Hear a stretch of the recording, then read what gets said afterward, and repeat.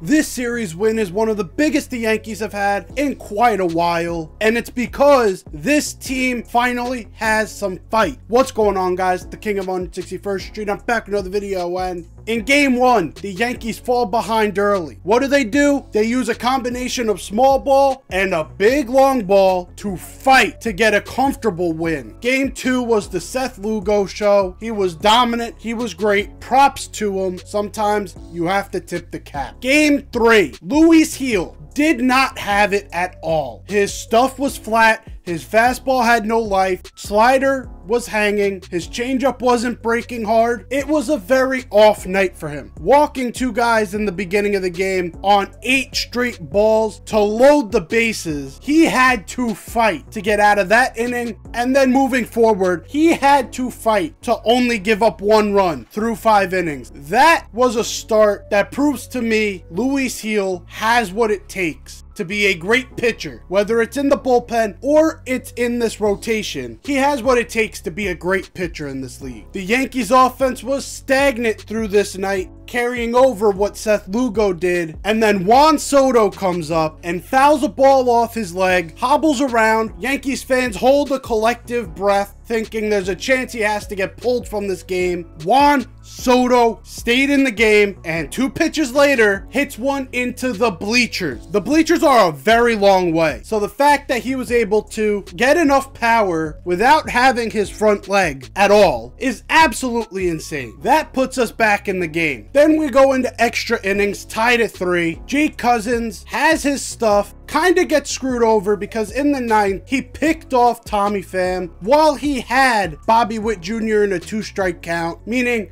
Bobby Witt Jr., 2nd place in AL MVP, creeping closer to 1st place since Aaron Judge has been struggling lately. He gets a fresh new count while seeing what Jake Cousins has. He ended up giving up these runs off of a couple wild pitches, trying to get Witt and Salvador Perez out. Yankees are down 4-3. Then you see some small ball from the New York Yankees. Oswaldo Cabrera lays down a bunt, not a particularly good one, as the bunt was popped up, but the pitcher's not able to get it. Third baseman has to charge in, easily allowing Volpe to go to third base. Austin Wells then pinch hits for Jose Trevino in an interesting situation because Austin Wells usually sits against lefties. They bring in a lefty, and now he's pinch hitting for Jose Trevino, a very contact-oriented, clutch righty catcher. But it shows the confidence that Aaron Boone has in the bat of Austin Wells. As he does his job, he's able to get it just deep enough, and with a bad throw from left field, the Yankees tie this game. The next inning, Luke Weaver comes in, absolutely dominates this Royals lineup, made it look easy. Ghost runner doesn't move from second base. Then we get to the bottom of the 11th, with Gleyber Torres starting off at second base as the ghost runner. He is replaced by John Birdie. Welcome back, Speed Demon. Juan Soto was able to get a ground ball to move him over. They walk Aaron Judge to bring up Jazz Chisholm Jr. Aaron Judge makes the very responsible play of taking second base when it is open. They had the infield in. They were not going to cover second base. Jazz takes the first pitch outside. They were going to try and make him chase. He gets a low pitch, called a strike against him, then gets a pitch on the outside part of the plate, and he takes it where it came from. He hits it the other way. Bobby Witt Jr. comes this close to making a Superman type play, but everything had to go right, and the throw was way off. Yankees win this game. They win this series, and showed that they finally have a backbone through a lot of July and a lot of August, to be fair. This team did not have a backbone. We were losing games to Chicago. We were losing series to Washington. This team needed some fight because having the Orioles not take advantage of some of the shortcomings the Yankees have, it's crucial that we start taking advantage of the Orioles' shortcoming. And beating teams like Kansas City is a huge step towards that. And part of that backbone is coming in the name of Jazz Chisholm Jr. Jazz has dealt with a lot of criticism, a lot of it unwarranted, over the past couple years. He got ridiculed for getting the MLB The Show 23 cover after making the All-Star team in 2022 because he didn't play long enough, even though San Diego Studios has a record of putting guys who have good runs in seasons on the cover, as they had Yasiel Puig on the MLB The Show 15 cover after his 2-month stretch in 2014 where he went absolutely ballistic. That's neither here nor there. He then goes on to the Pivot podcast before this season and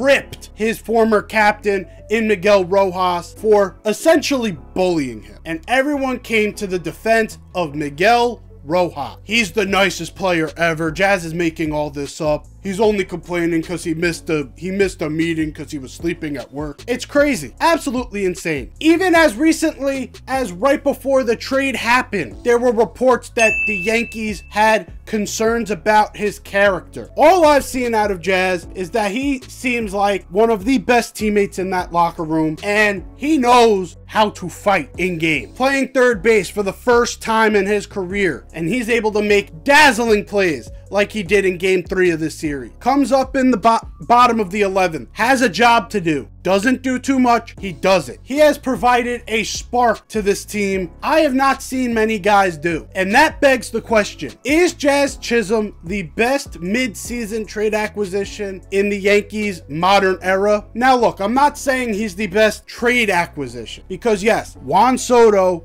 came in a trade. Babe Ruth came in a trade. Those were both off-season trade where they started the season in pinstripes. Jazz Chisholm had to switch locker rooms, move cities, and now has 2 months to prove his worth, and that's the type of trade I'm talking about. Is Jazz Chisholm the best mid-season trade acquisition ever? Because he has provided the type of spark that I haven't seen since Gary Sanchez in 2016. But mind you, Gary Sanchez was called up to replace an old Austin Romine as the Yankees were selling off all their players, selling Aroldis Chapman, Andrew Miller, leaving only Dellin Betances in that bullpen, calling up some of their young guys, and that included Gary Sanchez. So in competition for this title of best mid-season trade acquisition, Jazz Chisholm's going up against Bobby Abreu from 2006, who was a great player for the Yankees all the way through 2008, at times was not the best fielder. He was able to hit the cover off the ball. He ended that 2006 season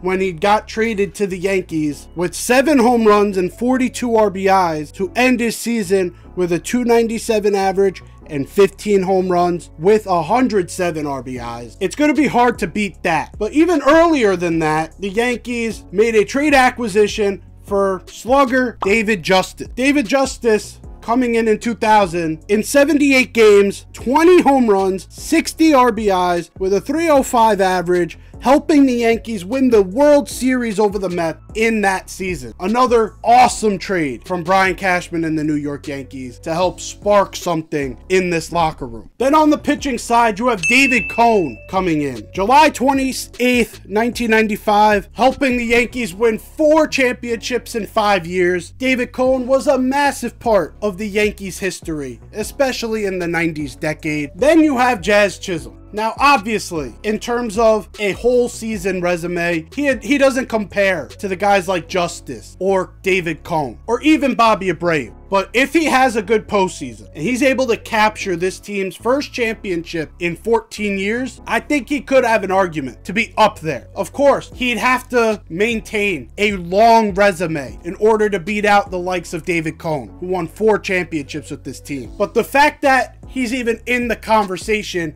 with some of those guys tells you just how impactful he has been since coming over from Miami. And he has done it with a smile on his face the entire time. It seems like he is having the time of his absolute life. That's a breath of fresh air for me. Seeing him show emotion. You don't see that out of guys like Aaron Judge or Giancarlo Stanton. They'll maintain a stoic face no matter what is going on. You may not know what they just did. If I showed you 2 clips of Aaron Judge either hitting a home run or hitting a fly ball, I don't think you'd be able to tell the difference. But with Jazz, he definitely gives you the type of emotion where you know what he just did to you. And I think that locker room is starting to reciprocate that as well. It seems like the team is rallying around Jazz Chisholm Jr. And that seems to be what's giving this team fight, is that they have a group that they are willing to fight for. Going into October baseball, we need to fight, because do we have the most talented top to bottom roster in the league? No, that probably goes to Los Angeles, and there's some other teams. Overall, the Yankees do not have the best top to bottom roster, but with guys like Judge and Soto, and adding guys like Jazz, Austin Wells becoming a Rookie of the Year favorite, this team has a chance to do something special. And I don't know if this would have happened if it wasn't for the likes of Jazz Chisholm Jr. Anyways, guys, that is it for me. Hopefully you enjoyed this video. If you did, leave a like down below. If you're new here, hit that sub button. Let me know what you think. Do you think Jazz Chisholm has a chance to be the best mid-season trade acquisition of all time? Or